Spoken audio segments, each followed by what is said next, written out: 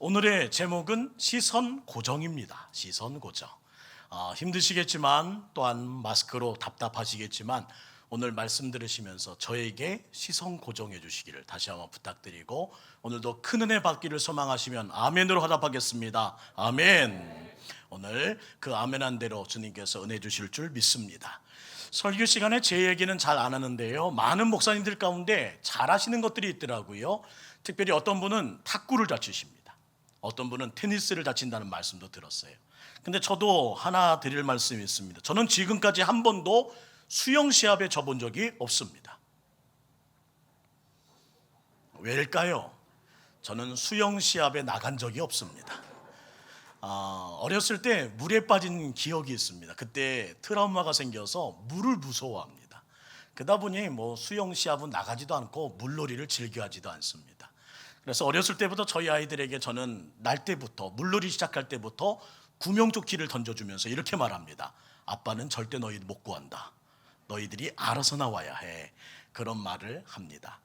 저는 물에 빠졌던 그 경험을 가지면서 물이 얼마나 무서운지를 알고 있습니다. 그리고 우리 모든 분들 가운데 결코 평생토록 물에 빠지는 일이 없기를 주의 이름으로 축원합니다. 물에 빠져봤습니다. 경험 있는 분은 아실 거예요. 허우적거릴수록 더 깊이 들어갑니다. 온몸을 다해 나오려고 애를 쓰면 쓸수록 물속으로 더 깊이 가라앉습니다. 나올 수 없을 것 같은 불안감이 온몸을 감싼 그때는 이미 늦었다고도 말합니다. 심지어 점점 물살에 몸이 떠내려갈 때에는 끝났구나 하는 생각도 가져봐요. 그런데 그때 지나가던 아저씨께서 슈퍼맨처럼 제 목덜미를 확 잡더니 들어 올리시는 거예요. 그리고 그 순간 잊을 수 없습니다. 그때 알았습니다. 물에 빠진 사람은 누군가의 힘으로 건져 올리지 않으면 절대로 올라올 수 없다. 그런데 신앙도 마찬가지인 것 같더라고요. 죄악의 바다에서 허우적거리면서 깊이 더 빠져가는 경우들이 있습니다.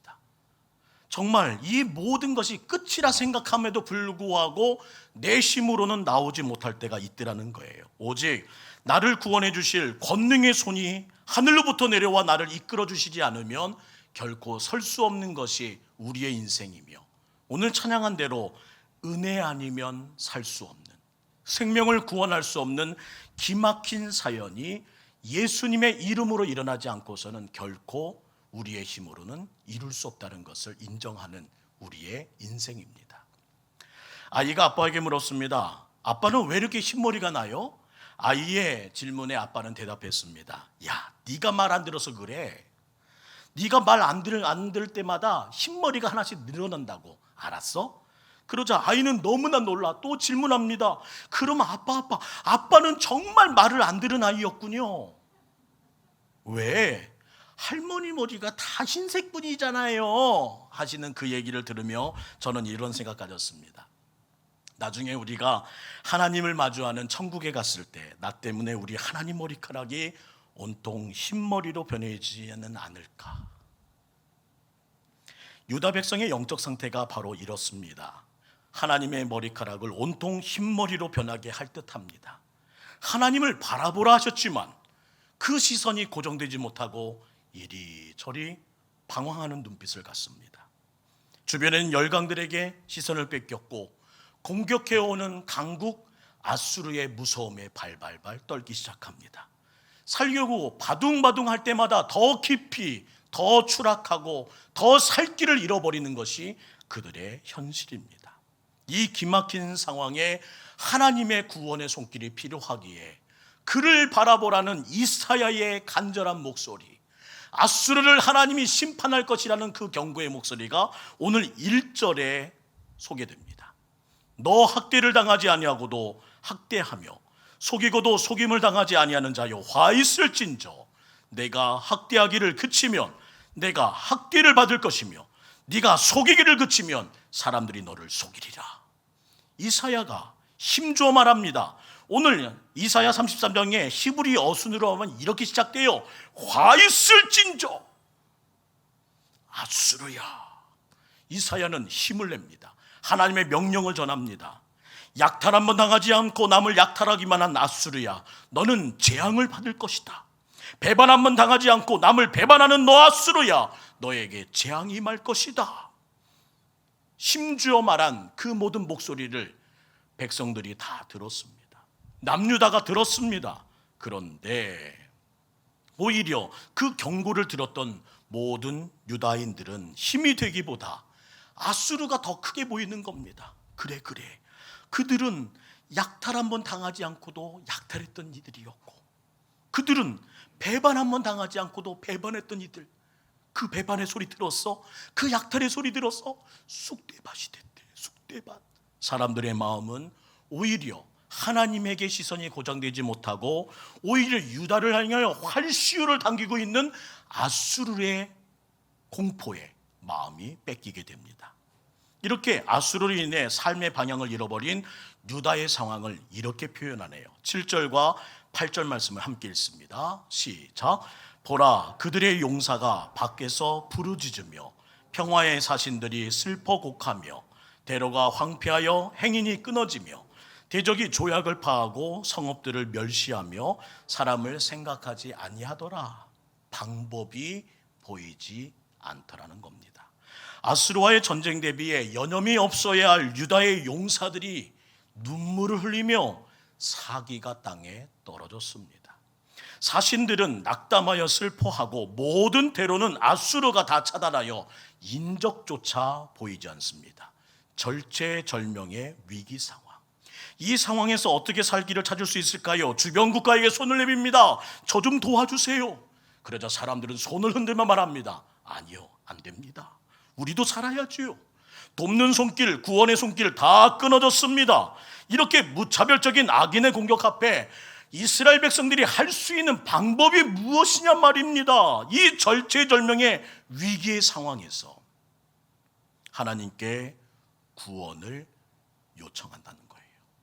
그 절명의 상황에 하나님은 말씀하십니다. 구원을 요청하라. 따라합시다. 구원을 요청하라. 오늘 같은 절체절명의 상황에 주님은 말씀하십니다. 구원을 요청하라. 내 힘으로 안 되는 이 상황에 이 마음이 단돌이 되지 않아요. 이리 흔들리고 저리 흔들리는 이 상황에 주님 말씀하십니다. 구원을 요청하라. 그리고 그 말에 순응하는 하나님의 백성들은 입을 엽니다. 2절 말씀 함께 있습니다. 시작. 여호와여, 우리에게 은혜를 베푸소서. 우리가 주를 앙망하오니 주는 아침마다 우리의 팔이 되시며 환난 때 우리의 구원이 되소서. 맹붕에 빠지셨습니까? 할 수 있는 일이 아무것도 없다고 느껴지십니까? 아닙니다. 할 수 있는 게 있습니다. 우리 하나님께 기도하면 주께서 우리가 할 수 있는 일들을 보여주시리라는 겁니다.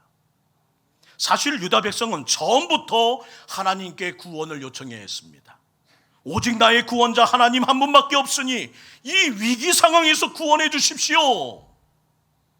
진작 하나님을 향해 손을 내밀어야 했고 이 간청을 통해 구원을 요청해야 했습니다. 그러나 그들은 처음부터 진작에 이 일을 선택하지 않았다는 겁니다. 사람들에게, 주변 국가에게 또는 비굴하게 어떻게 하면 이 일을 이뤄갈까 생각을 동원해 보지만 방법이 없더라는 거예요.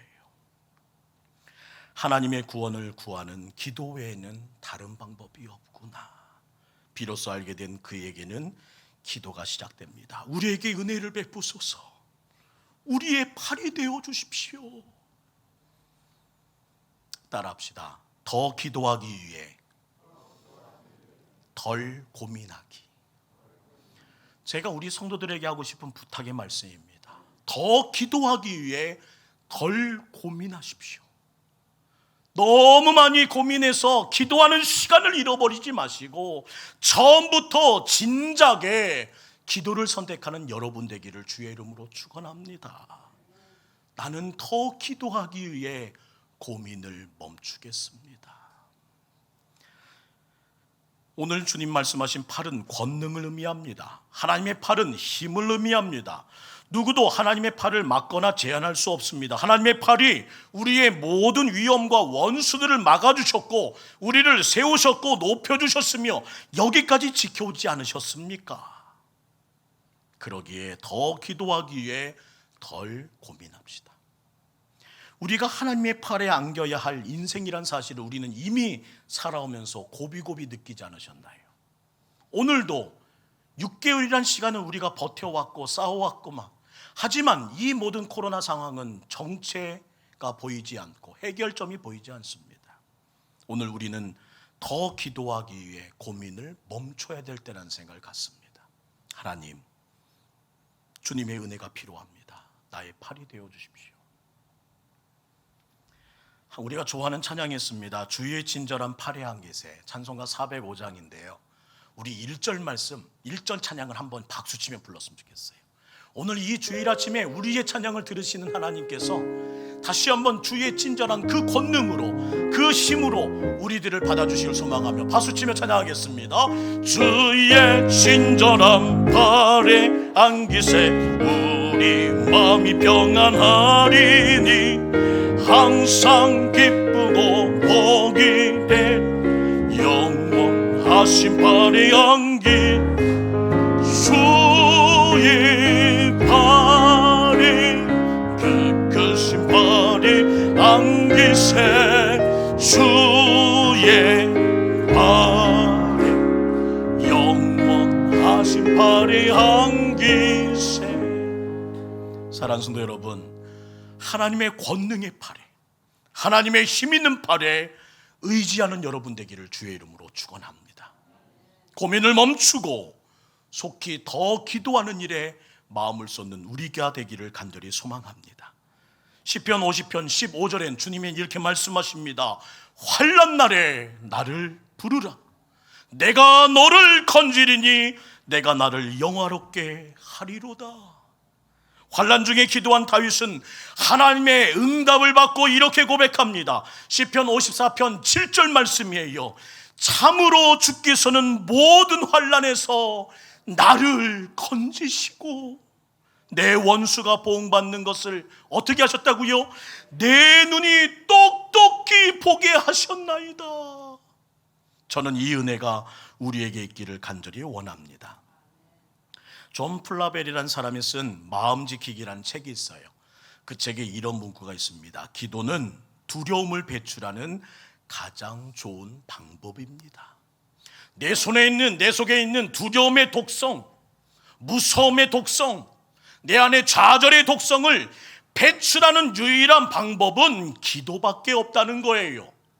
기도하지 않으면 어떤 말입니까? 그 독성이 이 안에 자리 잡아 퍼진다는 겁니다. 우리 모든 성도님들이 다시 한번 두려움의 삶의 방향을 놓쳤다면 제일 먼저 기도함을 통해서 고민보다 기도의 시간을 넓혀가는 귀한 은혜가 있기를 주의 이름으로 축원합니다. 말 못하게 귀신 들린 아이를 고치지 못한 제자들이 그 일을 주님께 물었습니다. 주님, 왜요?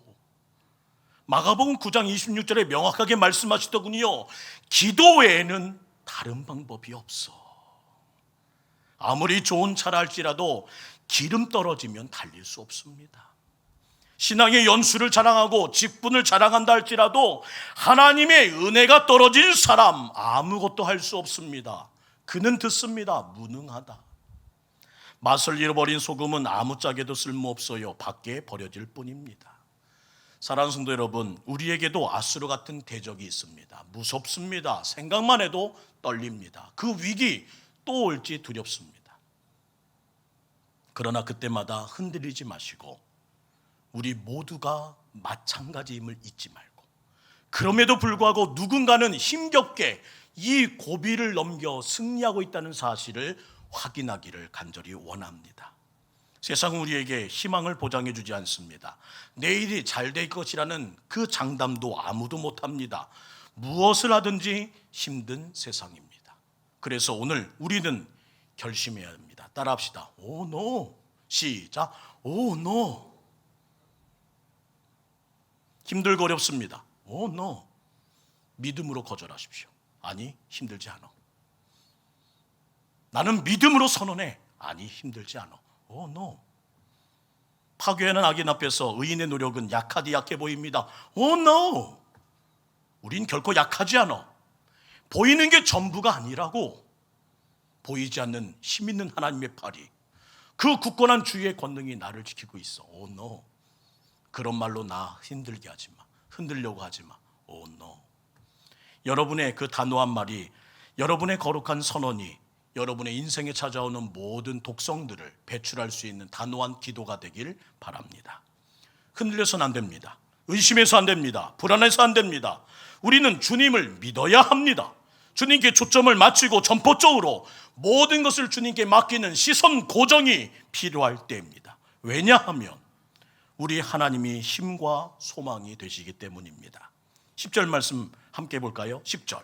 그때 시작. 여호와께서 이르시되 내가 이제 일어나며 내가 이제 나를 높이며 내가 이제 지극히 높아지리니. 하나님의 초자연적인 구원의 역사가 행동적으로 가시적으로 나타날 것을 약속하십니다. 내가 이제, 너의 기도를 그드는 내가 이제, 3번이나 이 짧은 구절에 반복하세요. 내가 이제, 내가 이제, 내가 이제. 너희들이 나를 요청할 때까지 내가 참고 또 참으며 기다렸단다. 내가 내게 기도할 때까지, 내가 나를 원할 때까지 참고 또 참고 기다렸단다. 하나님께서 일하기 시작하시더라는 거예요. 3절. 요란한 소리와 말미암아 민족들이 도망하고 주께서 일하심으로 말미암아 나라들이 흩어졌습니다. 하나님이 일하시기 시작하니 오늘 본문 마지막에 읽은 것처럼 횃돌이 불에 구워진 것처럼 곱게 부서져 버립니다. 아수르는 한순간에 와해져 버립니다. 불에 타서 없어지는 가시나무처럼 화르르 타버려 사라집니다. 세상을 쥐어흔들고 삶의 방향을 그토록 흔들었던 아수르가 하나님 앞에는 꼼짝 못하더라는 거예요. 기도하니, 주님을 찾으니, 시선을 고정하니 다 사라지더라. 저는 여러분에게 그 은혜가 있기를 주의 이름으로 축원합니다. 그 결과를 이렇게 표현하네요. 4절 말씀 함께 있습니다. 승리와 축복이 임할 예루살렘을 향한 하나님의 약속입니다. 4절 시작. 황충의 때같이 사람이 너희를 노량물로 모을 것이며 메뚜기가 뛰어간 같이 그들이 그 위에 뛰어오르리라. 메뚜기 떼가 들판을 덮치듯이 예루살렘 사람이 아수르의 전리품을 빼앗을 것이다. 잠깐. 이사야 선지자님 다시 말씀해 주실래요? 예루살렘 사람들이 아수르의 전리품을 빼앗는다고요? 아니요, 다시요. 예루살렘 사람들이 아수르 사람의 전리품을 빼앗는다고요? 지금 그들이 나를 향해서 활시를 담기고 그들이 지금 나이를 포기하여 이제 지금 굶주림과 목마름으로 죽을 지경인데 이게 바뀐다고요? 지금 아수르는 그동안 다른 나라를 공격하면서 차곡차곡 쌓아왔던 모든 재물을 가지고 지금 예루살렘을 뒤엎었습니다. 그 기세를 보면서 단번에 예루살렘을 무너뜨리고자 합니다. 그 전리품의 풍성을 바라보며 지금까지 이루어낸 승리를 자축하고 있습니다. 그것을 던지면서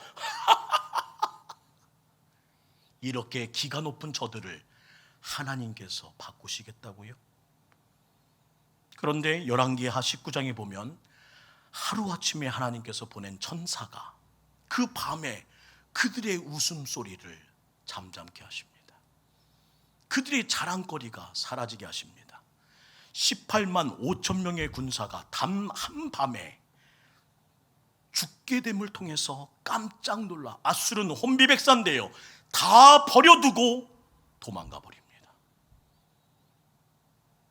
인간의 방법을 버리고 하나님 방법을 구하였더니 악한 아수르의 손에서 벗어날 뿐만 아니라 그들의 전리품이 내 것이 되게 하시는 하나님의 역사. 오늘 우리는 힘들어합니다. 우리는 고난을 불평하고 지냅니다. 예상치 못한 문제들로 가난해졌습니다. 그러나 주님 말씀하십니다. 반드시 이 모든 고난 이후에는 승리한 자에게 축복이 동반될 것이다. 기억합시다. 문제는 그때 하나님께 기도했는가, 그때 우리의 시선이 어디를 향하고 있었느냐 따라서 하나님은 우리의 인생의 결과를 바꾸신다고 말씀하십니다. 우리가 믿는 하나님이 어떤 분이 아십니까? 5절입니다. 여호와께서는 지극히 존귀하십니다. 그는 높은 곳에 거하십니다. 정의와 공의를 시온에 충만하게 하시는 나의 하나님이십니다. 하나님은 세상의 그 어떤 것도 상대할 수 없는 가장 위대한 분이며 메뚜기같이 온 산과 들판을 겪은 가득 메운 아수르 군대를 하루아침에 쓸어버리실 수 있는 능력의 하나님이십니다. 그리고 그 장수 되신 주님께서 오늘 우리에게 말씀하세요. 내가 이제 너희의 찾음을 들었고 너희의 부르짖음을 들었고 너희의 목소리를 들었으니 너희의 시선을 바라봤으니 내가 이제 일하겠다. 하나님의 거룩한 은혜 안에서 여러분이 모두 다 두리번거리지 말고 오늘은 하나님에게 고정하는 여러분 되기를 주의 이름으로 축원합니다. 어떤 젊은이에게 하나님이 기도하시자 나타나셨습니다. 청년, 소원 하나 딱 한 가지만 들어줄게. 지금 말해봐. 젊은이는 그 순간 고민에 빠졌습니다. 돈도 벌고 싶습니다. 여자도 만나고 싶습니다. 결혼도 하고 싶습니다. 그래서 고민하다가 재빨리만 했습니다. 돈, 여자, 결혼. 하나만 얘기하라고 그랬는데 욕심이 많아. 돈, 여자, 결혼. 그렇게 맞췄는데 하나님께서 이렇게 말씀하시는 거예요. 허허, 들었노라. 그리고 그의 기도가 곧 응답됩니다. 그 젊은이는 돈 여자와 결혼하게 됩니다. 사랑하는 성도 여러분, 두리번거리지 마십시오. 시선을 고정하십시오. 그 순간에 이렇게 말하면 어떨까요? 나는 하나님 한 분이면 족합니다. 하나님 한 분에게 나의 시선을 고정할 수 있도록 붙들어 주시면 그것만으로도 족합니다. 20절에 주님은 우리에게 말씀하십니다. 우리 절기에 시온성을 보라. 내 눈이 안정된 초소인 예루살렘을 보리니. 오늘 우리의 시선이 어디로? 시온성으로, 예루살렘으로 고정되기 원하시는 하나님의 말씀이 오늘 우리에게 이어져요. 그리고 이렇게 말씀하십니다. 그것은 옮겨지지 아니할 장막이 되리라. 그 말뚝이 영원히 뽑히지 아니할 것이며 그 줄이 하나도 끊어지지 아니할 것이다. 우리의 눈이 하나님의 성전과 제단을 향해 고정되어야 된다는 말씀입니다. 주님 물으십니다. 지금까지 바라봤던 세상이 너를 구원할 수 있더냐? 지금까지 붙들었던 그 인맥이 끊어지지 않더냐? 지금까지 믿고 있었던 그 모든 것들이 너를 든든하게 세워주더냐? 아니요, 주님, 아닙니다. 인정하고 회개하며 주님께 다시 눈을 들어 주님을 고정할 때에 하나님께서 일하십니다. 사랑하는 성도 여러분, 예루살렘 백성이 경험한 그 능력, 그 구원을 우리의 삶 속에서도 맛보길 원하십니까? 그렇다면 회개합시다. 우리들의 교만을, 할 수 있다고 생각했던 그 교만을 회개합시다. 강구합시다. 하나님의 은혜 없이는 안 된다는 사실을 강구합시다. 오늘 우리가 절망하는 까닭이 무엇입니까? 우리의 시선이 우리의 인생을 향하고 있기 때문입니다. 우리의 시선이 다시 하나님을 향하여, 우리의 시선이 기도의 초소를 향하여, 우리의 시선이 하나님의 거룩한 시온성을 향하여 다시 눈을 들 때 하나님께서 크신 은혜로 채워주실 줄 믿습니다. 그때 주의 굳건한 팔이, 주의 그 세임 있는 든든한 팔이 여러분을 붙잡아 주실 것을 잊지 마시고, 오늘 이 한 주간의 우리의 기도 제목은 주의 팔을 의지하며 나의 시선을 지키는 일임에 여러분의 마음을 쏟게 되기를 주의 이름으로 축원합니다.